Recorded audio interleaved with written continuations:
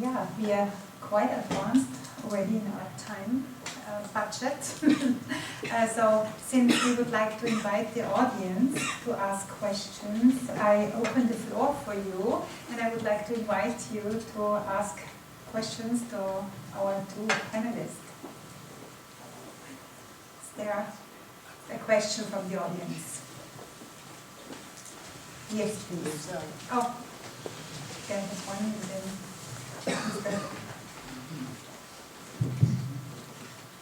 Hi, my question was, what would you recommend cities, like big tourist cities like London or Vienna, in order to reduce the carbon footprint of tourists?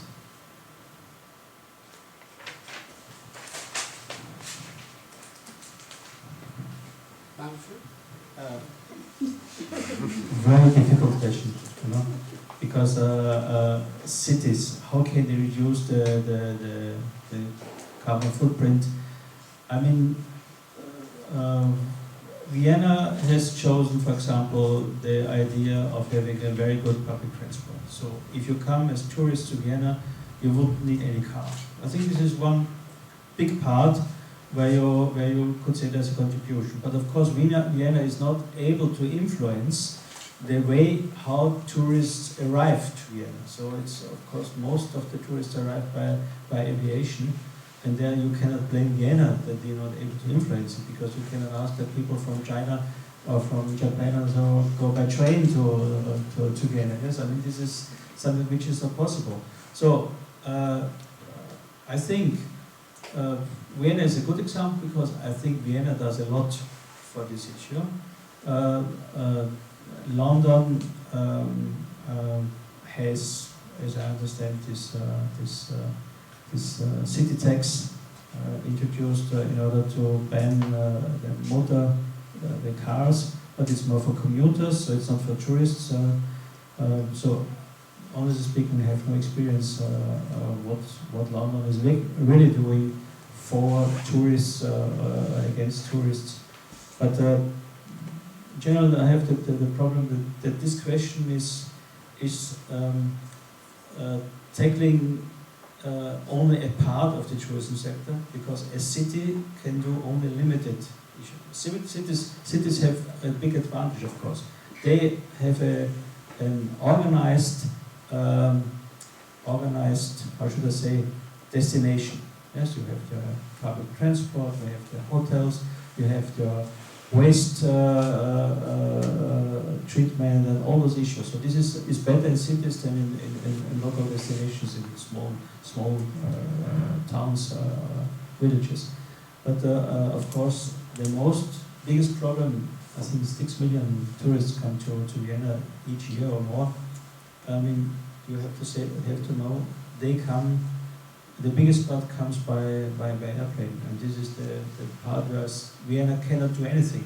There we need the political regulation, for example, to install schemes how the emissions of planes could be reduced by additional activities like tree planting and so on. So this is something where we need more political solutions, but it's not a solution which a city can do.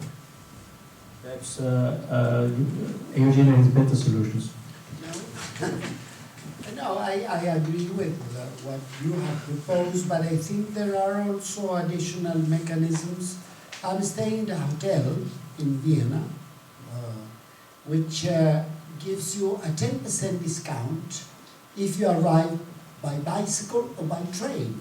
And I think that's a good stimulus for a tourist to say, then I won't fly.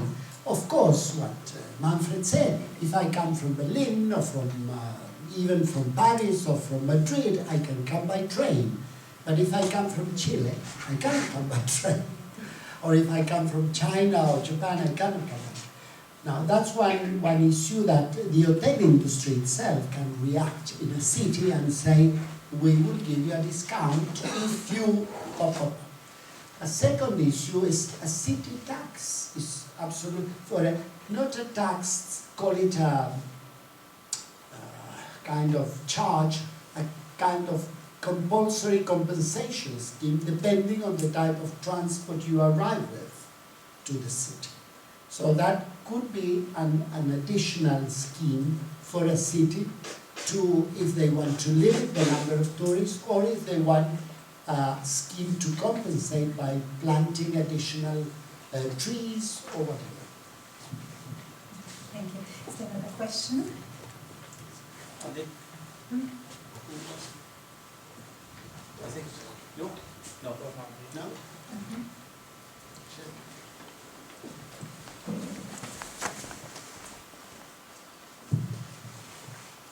So, Manfred, you mentioned some of the negative consequences of destinations reaching the end of their, or the end of the decline of their life cycle.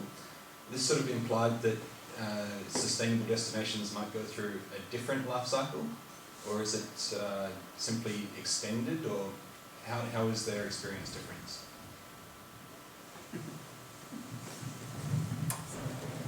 I think we have now 100 years of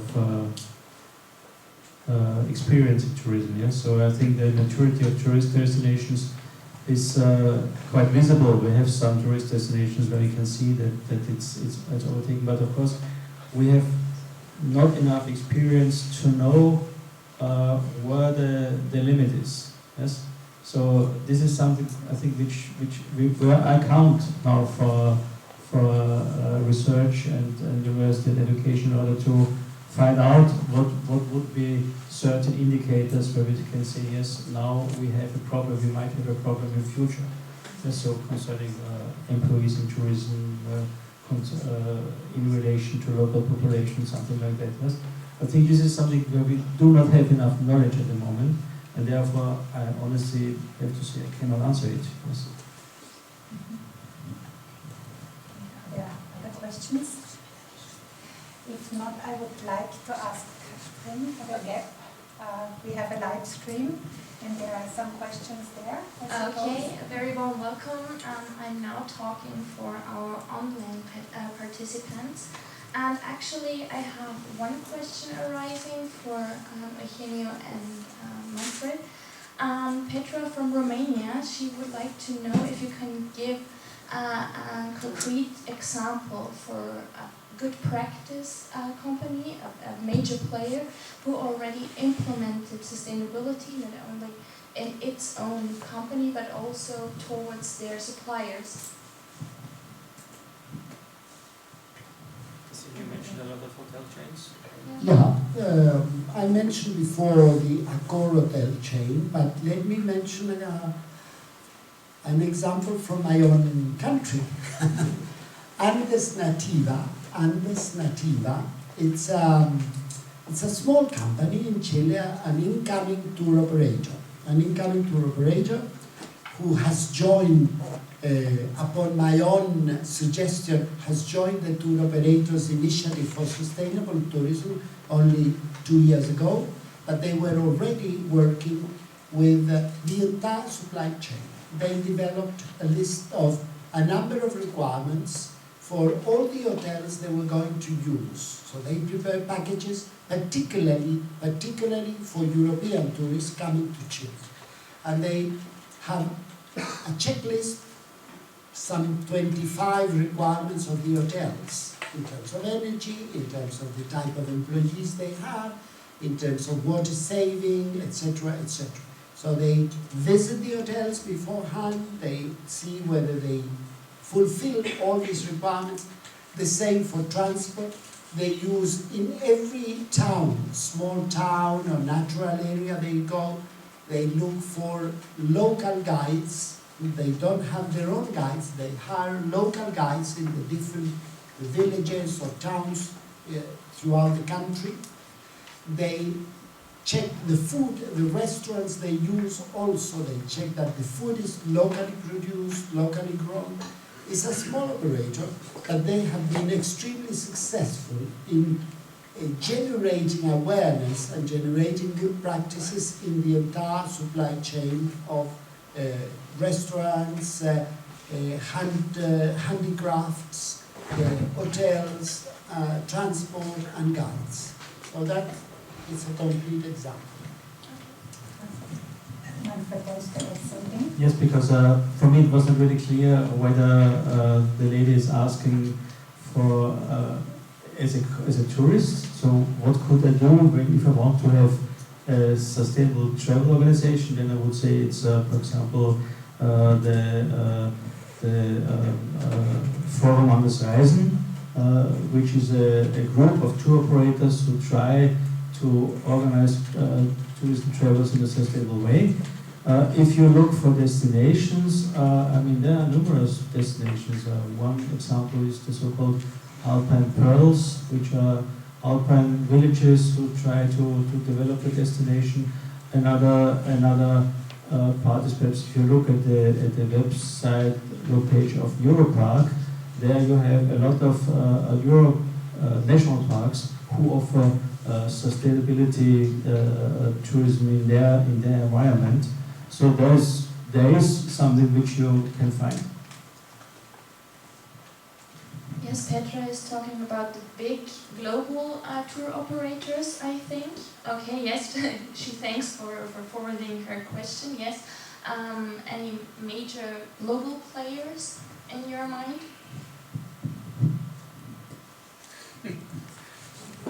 Eugenio has more experience than me.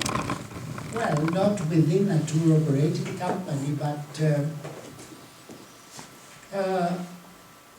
I will mention one which is well known to you, particularly German-speaking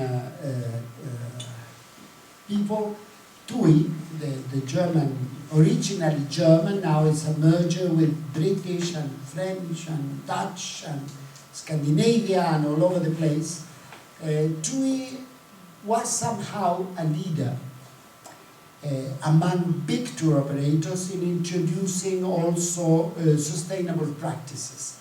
Part of it, because it has been criticized, one must be very, very clear, it has been criticized that some of it has been greenwashing, perhaps yes, but the fact that as a large tour operator selling massive holidays to the Canary Islands, to Greece, to many large mass destinations, I think it has contributed to making the industry a bit more sustainable.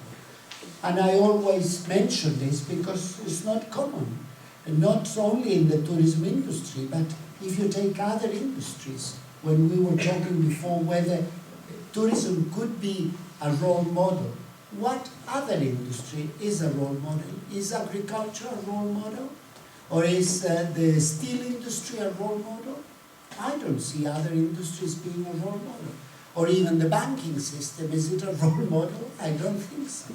So, I mean, for those of us who work within the tourism sector and who have embraced, because I know Manfred and myself, sorry to say it, but I have embraced sustainable tourism, definitely.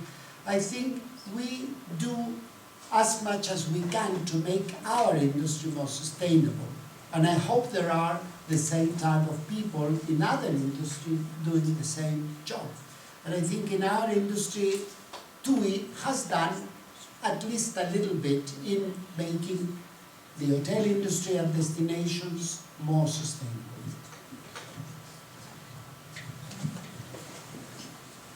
Okay, thank you very much. So I have one other question from Ron from Mexico. Actually, so we really have international participants.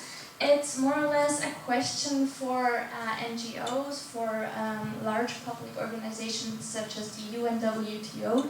He's asking for more information. So he's talking exactly about basic statistics and papers, which are not always available for the big public. If there might be in the future an extent of information, or how you would deal with this issue. Well, that's a good point, because I think there is a lot of information available, but unfortunately it doesn't reach all the people that should study it and apply it. I have in my hands, for instance, a paper here, or the summary of a paper by the Hochschule Luzern, just very near here. It is the demand for sustainable tourism. This is a study conducted in 2011, so it's quite recent.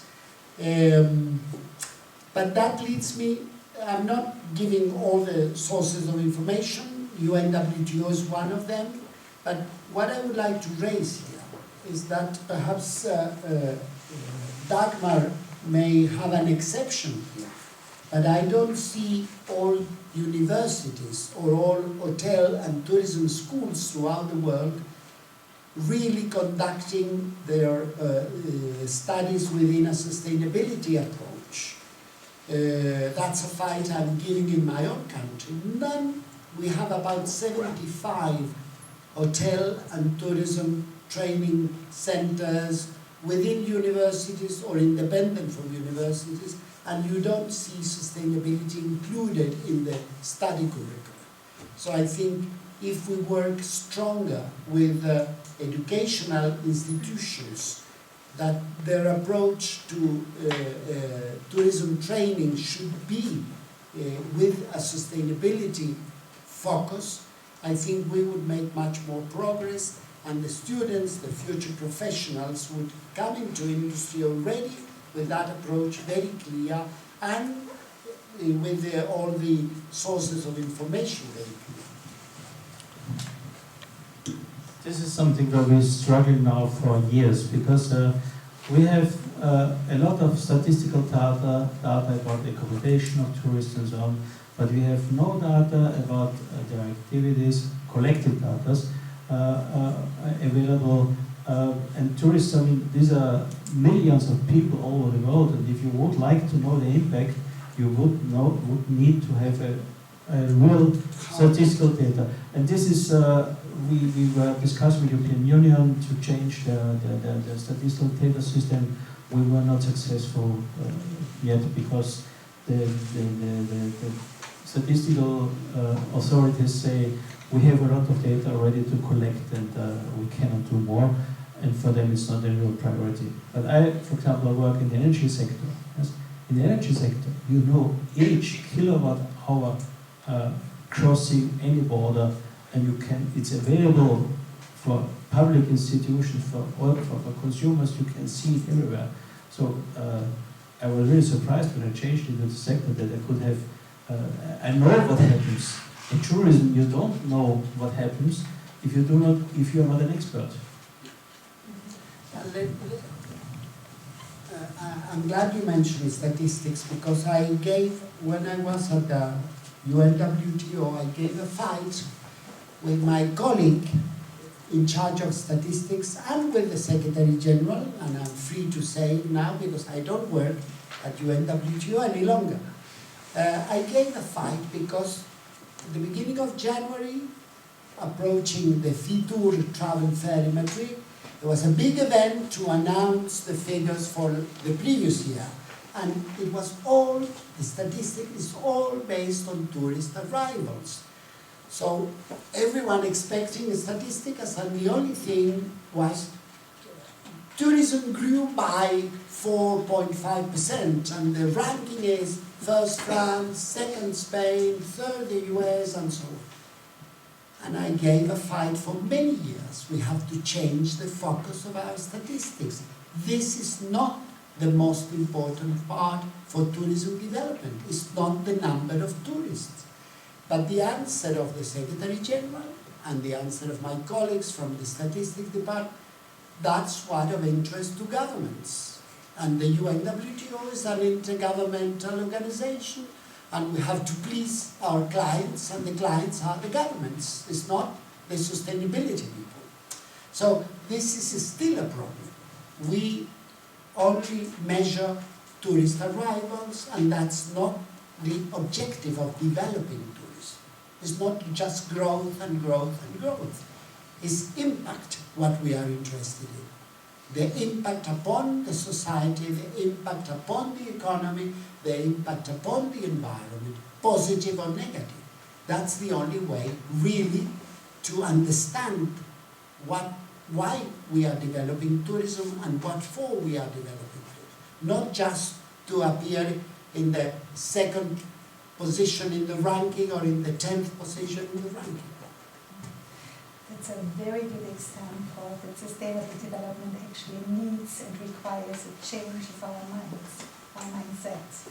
Absolutely. And that's definitely a major challenge. Yeah. And you're completely right. I think that education and research is a major part which has to contribute to sustainable development.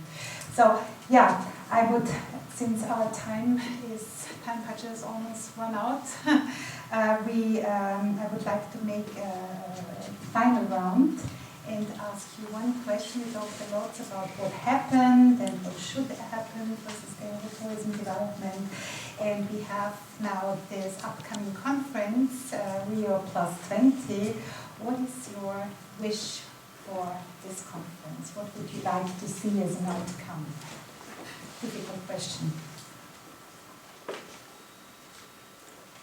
Difficult, particularly because the conference comes at a very bad time. The world economy is in a difficult position, and our leaders are looking how to get out of this economic situation. So, to be perfectly honest, I don't have great expectations from this Rio +20 summit. Altogether, not only on tourism, but my wish would be that they, in the field of tourism, they recognize that tourism is an important sector in our, I would say, in our economy, but in our way of life today, and that therefore it needs more planning, more regulation, more public policies, and it cannot be left to grow as if it was just a tree growing, but it has to be a controlled type of growth to ensure that it is sustainable and that it contributes to sustainable development in general. That would be my wish. Recognition of the importance of tourism, the importance in terms of size, and that it needs then public policy and regulation.